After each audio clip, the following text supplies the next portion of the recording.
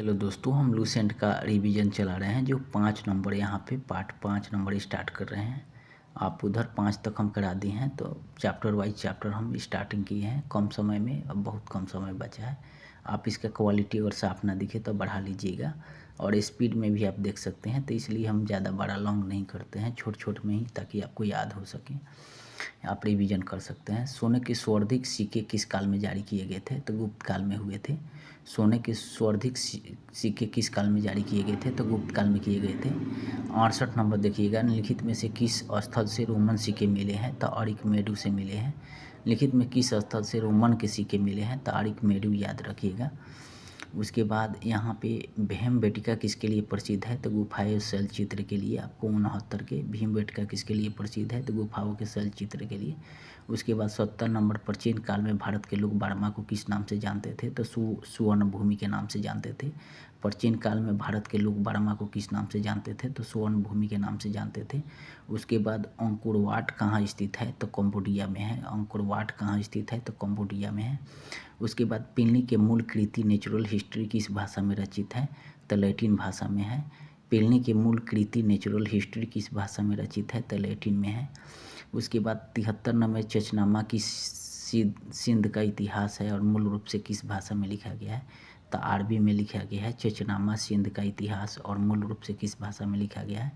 तो अरबी में लिखा गया है। यहाँ पे हम देखते हैं। अब यहाँ पे आपका 74 नंबर देख लीजिएगा। भारत के संस्कृति इतिहास के संदर्भ में इतिवृत्तों और राजवंशी इतिहासों तथा वीर गाथाओं के कंठस्थ करना निम्नलिखित में से किसका व्यवसाय था? तो मगध का था।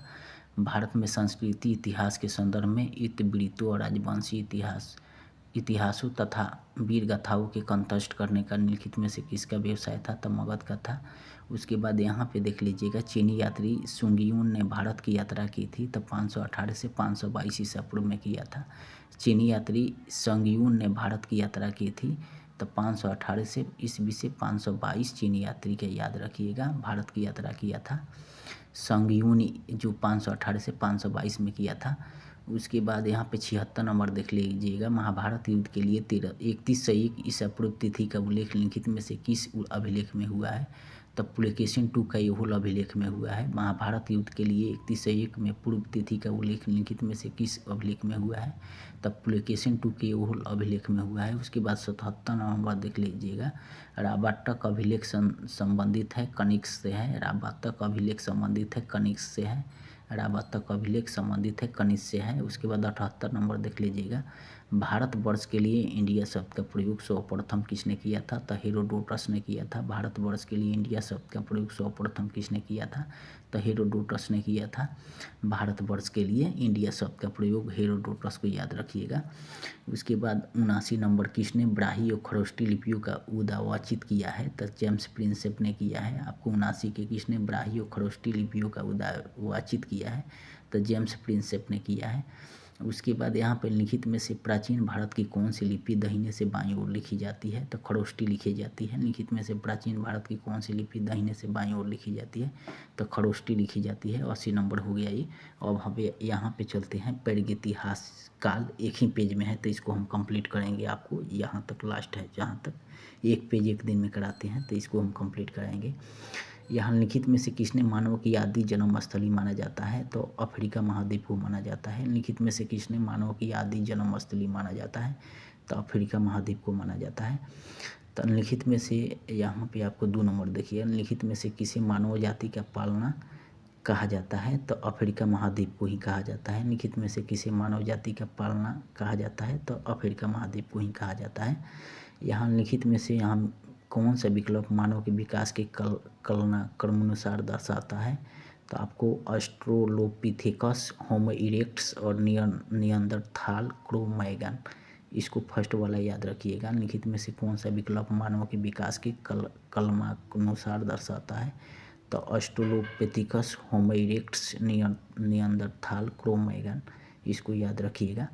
उसके बाद यहाँ पे 4 नंबर, लिखित में से किसे मानव का आदि पूर्वज माना जाता है? तो ऑस्ट्रोलोपिथेकस को लिखित में से किसे मानव का आदि पूर्वज माना जाता है, माने आदि पूर्वज कहेगा?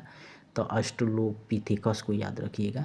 उसके बाद यहाँ 5 नंबर, निम्न में से किसे मानव माता कहा जाता है, तो लूसी को कहा जाता है। निम्न में से किसे मानव माता कहा जाता है, तो लूसी को कहा जाता है।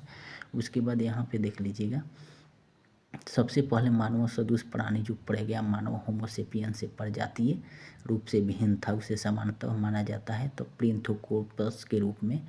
इसको याद करना लूसेंट को बहुत है, लेकिन इधर उधर पढ़ते रह जाइएगा, आसान याद नहीं होगा, एग्जाम निकलेगा नहीं।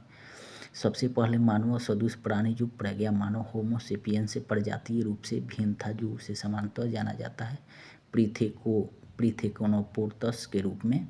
सबसे पहले मानव सदृश प्राणी जो प्रज्ञा मानव होमोसेपियंस की प्रजातियां रूप से भिन्न था, उसे समानतः माना जाता है क्रेन्थोपस के रूप में। उसके बाद 7 नंबर, भारत के किस क्षेत्र में सर्वप्रथम मनुष्य संबंधी पुरातात्विक प्रमाण मिले हैं, तो नर्मदा घाटी में मिले हैं। भारत के किस क्षेत्र में सर्वप्रथम मनुष्य संबंधी पुरातात्विक प्रमाण मिले हैं, तो नर्मदा घाटी में मिले हैं।